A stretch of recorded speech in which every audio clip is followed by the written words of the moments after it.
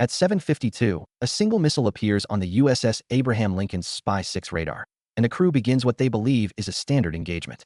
One contact, one ballistic trajectory. Clean climb from a launch position on the Iranian coast 290 kilometers to the northeast.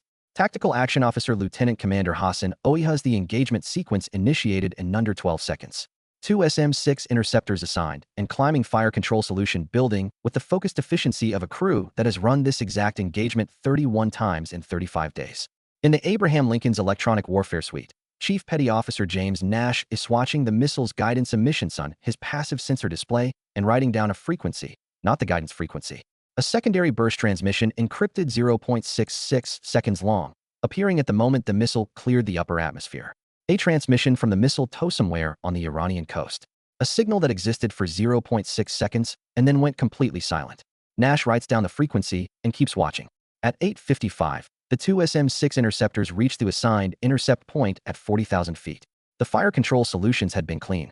The geometry had been favorable. The Aegis system had generated two high-probability intercept solutions on a single ballistic contact that was flying a predictable trajectory. Both interceptors detonate in empty air.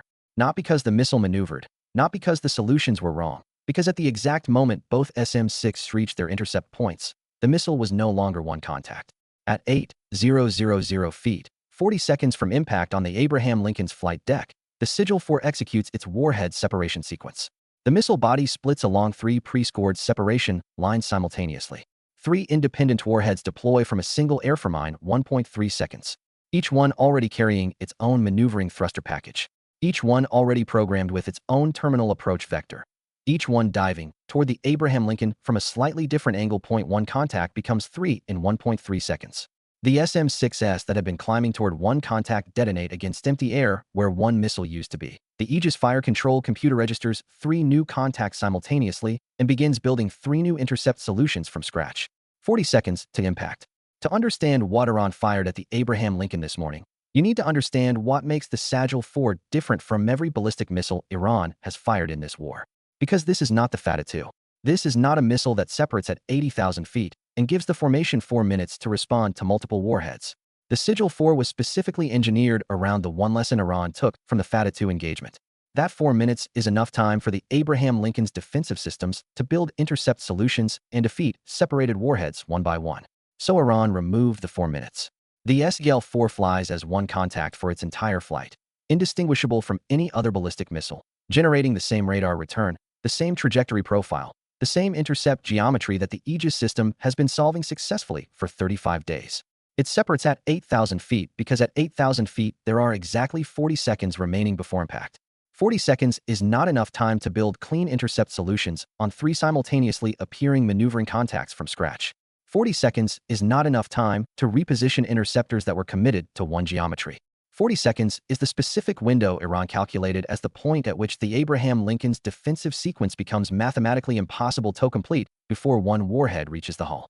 Each of the three separated warheads carries a maneuvering thruster package capable of 3.1 degrees course corrections in terminal phase. Not enough to dramatically alter the approach trajectory, enough to invalidate any fire control solution that was calculated more than 4 seconds ago. The Aegis system builds a solution, the warhead corrects. The solution is wrong. By the time a new solution is calculated, the warhead corrects again. Iran designed this weapon to do one specific thing: appear as a single missile until it was too late to respond. 3. OAE has the new contacts classified in 4 seconds. 3 contacts, 3 vectors, 36 seconds remaining. Authorizes 2 SM-6 launches on the highest priority contacts at 855 and 8 seconds. The fire control solutions are building under maximum computational load. 3 simultaneous close-range maneuvering targets with degraded geometry and 36 seconds of engagement window. The solutions are not clean. They cannot be cleaned. The warheads are already maneuvering, and every maneuver invalidates the previous solution before a new one can be completed. The first SM-6 reaches warhead 1 at 855 and 19 seconds. The warhead has executed a 2.8-degree correction in the 11 seconds since the fire control solution was generated. The SM-6 detonates 140 m from the warhead outside the lethal fragmentation radius. Warhead 1 continues inbound. 27 seconds remaining. 2 warheads intact. One failed intercept attempt is not watching the intercept sequence. He is watching the frequency he wrote down at 852, the 0.6-second encrypted burst that appeared at the moment the missile cleared the upper atmosphere. Because at 855 and 22 seconds, 3 seconds after the warhead separation. The Iranian ground station that received that burst transmission responded a 0.3-second reply burst on the same frequency, encrypted. But Nash has the frequency, and he has the transmission, and he has been in electronic warfare long enough to know that a 0.3-second reply burst 3 seconds after warhead separation is not a status confirmation. It is a targeting update. Final coordinates for each of the 3 warheads based on the Abraham Lincoln's current position, heading, and speed. He picks up the circuit to the Combat Information Center at 855 and 31 seconds. Sir, this is Nash in electronic warfare. The missile transmitted a targeting update burst at separation. The ground station replied with final impact coordinates for all 3 warheads 3 seconds later. I have the frequency, and I have the transmission. The warhead's maneuvering thrusters are finite. Each one has a fixed number of correction pulses available. If we change course now, we move off the coordinates they received. They cannot correct far enough to follow. OAE looks at his tactical display. 2 warhead inbound. 24 seconds remaining. 2 SM-6 already expended. 2 more climbing. Heddle's Nash's assessment has been logged and asks him to stand by. The second SM-6 reaches warhead 2 at 855 and 41 seconds. The warhead executes a 3.1-degree correction, maximum correction authority. At the moment the interceptor reaches its detonation point, the SM-6 detonates 200 m from the warhead. Miss Warhead 2 continues inbound. The third SM-6 launches on Warhead 1 at 855 and 44 seconds. A fire control solution building on a contact that has already executed 1 correction and is 14 seconds from impact. The solution has a 23% intercept probability. The Aegis system fires anyway because 23% is better than 0, and 0 is what happens if nothing launches. 19 seconds remaining, 2 warheads intact, 3 interceptors expended. The CIWS activates on both contacts simultaneously at 855 and 48 seconds. 2 contacts from 2 different approach angles. The phalanx can engage one at a time. It assigns Warhead 3 the closest contact and fires at 855 and 51 seconds. The burst reaches the intercept point. Warhead 3 executes a 2.3 degrees correction. The rounds miss by 18 m, 14 seconds remaining. The third SM-6 detonates 80 m from Warhead 1 at 855 and 53 seconds. Close. The closest intercept of engagement. Fragmentation reaches Warhead's airframe and damages one of the maneuvering thrusters. Warhead 1 foot's remaining correction authority is reduced, but not eliminated. It continues inbound on a slightly degraded trajectory. 12 seconds remaining. 2 warheads both intact. Every conventional option either expended or cycling. The phalanx reacquires Warhead 3 at 855 and 55 seconds and fires a second burst. Warhead 3 executes its final correction pulse, the last thruster activation available in its package. The second phalanx burst detonates 31 m from the warhead outside lethal fragmentation range by 4 m. 9 seconds remaining. The phalanx magazine is cycling for a third burst. Reload time 4 seconds. That leaves 5 seconds of engagement window against 2 maneuvering warheads with the Abraham Lincoln's last close-in defensive system temporarily offline. Warhead 1 is 9 seconds from the flight deck. Warhead 3 is 11 seconds. The SM-6 vertical launch cells are empty on this engagement. The phalanx is cycling. There is nothing between 2 Iranian warheads and the Abraham Lincoln's hull for the next 4 seconds. Nash picks up the circuit to the bridge at 855 and 57 seconds. Not the Combat Information Center. The bridge. The officer of the deck. He gives one instruction. All ahead flank hard left rudder 34 degrees maximum speed. Now the officer of the deck looks at the tactical display. 2 inbound contacts. 8 seconds to impact. The Admiral has not ordered this maneuver. The Combat Information Center has not authorized this maneuver. A chief petty officer in the electronic warfare suite is telling him to turn the ship at maximum speed with 2 warheads 8 seconds from the hull. He executes the order because there are 8 seconds left and nothing else to try. 100,000 tons off nuclear-powered carrier going to flank speed and hard left rudder simultaneously. The deck caning, the ship shuddering as every shaft drives.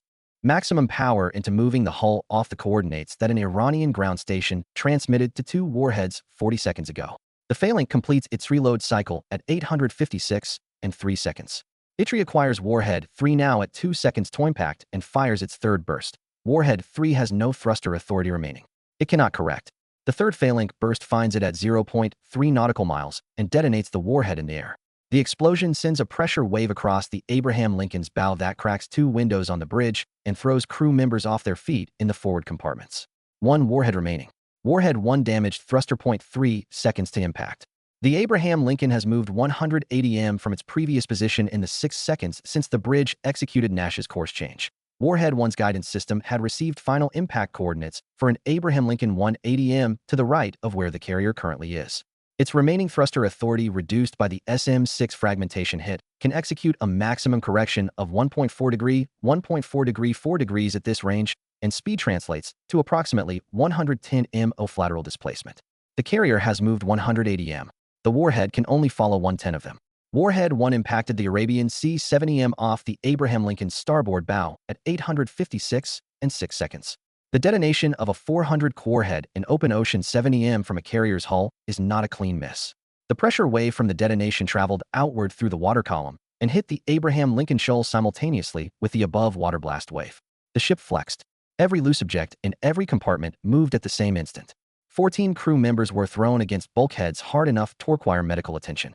3 compartments lost power from the structural flex. The flight deck buckled 0.3 cm at the bow, invisible to the naked eye. Measurable only by precision instruments significant enough to require inspection before flight operations resumed. 70 m, the closest any Iranian weapon had come to the Abraham Lincoln's hull in 35 days offward. Nothing penetrated the hull. In the Combat Information Center, OAE stood completely still for 5 seconds. Then he picked up the circuit to Nash position.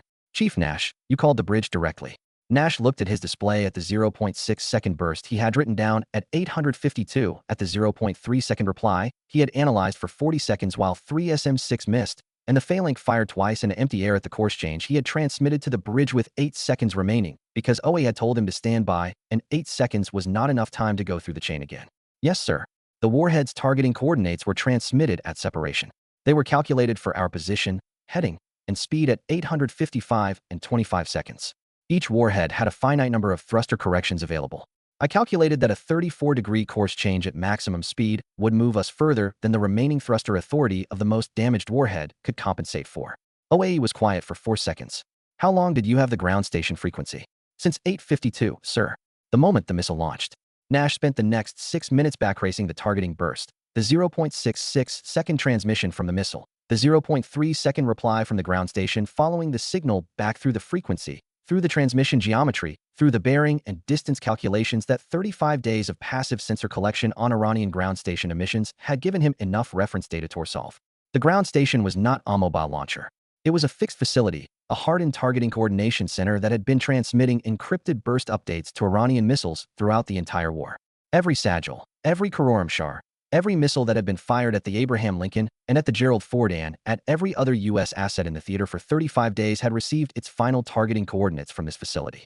Nash had the coordinates at 9:02 fixed position accurate to within 30 m from 6 minutes of triangulation on a facility that had been transmitting to Iranian missiles for 35 days and had just transmitted one time too many. He transmitted the coordinates to the Combat Information Center at 9:02. Rear Admiral Carver authorized the strike at 9:03. To 6 BGM-109 Tomahawk cruise missiles launched from the Abraham Lincoln's vertical launch cells at 9:04. At the targeting facility, it was 340 kilometers away, 26 minutes of flight time. While the Tomahawks were in the air, Nash transmitted the Sigil 4's complete burst transmission protocol to every EA-18 Growler in theater. The specific encrypted frequency, the transmission timing, the reply pattern, everything needed to detect a Sigil 4 separation event in real time and intercept the targeting update before it reached the warheads. Every future SIL-4 launch in the theater was now detectable at the moment of separation. Every targeting update interceptable. Iran's most dangerous missile rendered predictable be the frequency of a 0.66 second burst that Nash had written down at 8:52. The first Tomahawk impacted the targeting facility at 9:30. The second through 6th over the following 19 seconds. The facility that had been coordinating Iranian missile targeting for 35 days offward. The servers, the targeting officers, the encrypted communication systems that had been transmitting final coordinates to Iranian warheads throughout the entire conflict ceased to exist between 9:30 and 19 seconds. In the electronic warfare suite, Nash wrote his engagement log into sentences. Sigil 4 separation burst detected at 852. Ground station reply intercepted at 855 and 22 seconds. Course change recommendation transmitted bridge at 855 and 57 seconds. Warhead 1 impacted 70 m off starboard bow. Ground station coordinates transmitted at 9:02 destroyed by Tomahawk strike at 9:30. Iran fired one missile that became 3 at 40 seconds to impact. The most precisely timed separation ever attempted against a U.S. carrier calculated to the specific window where Abraham Lincoln's defensive sequence becomes mathematically impossible to complete. 5 intercept attempts, 2 phalanx bursts, every conventional option exhausted. all hands bracing for impact with one warhead 3 seconds from the flight deck. It impacted 70 meters off the bow because a chief petty officer wrote down a frequency at 8:52 and spent 40 seconds understanding what the ground station's reply meant, and because the Abraham Lincoln moved 180 minutes 6 seconds and the warhead could only follow 110 of them. The response was merciless. 6 Tomahawks, 19 seconds to the targeting facility that had been coordinating Iranian missile strikes for 35 days of war, gone before the smoke from Warhead 1's impact, had cleared the flight deck. And the lesson Thran took home from the Arabian Sea that morning was the one at least wanted to learn, that the most dangerous electronic warfare technician in the world is not the one who jams the signal. It is Theon who writes down the frequency before the attack even begins.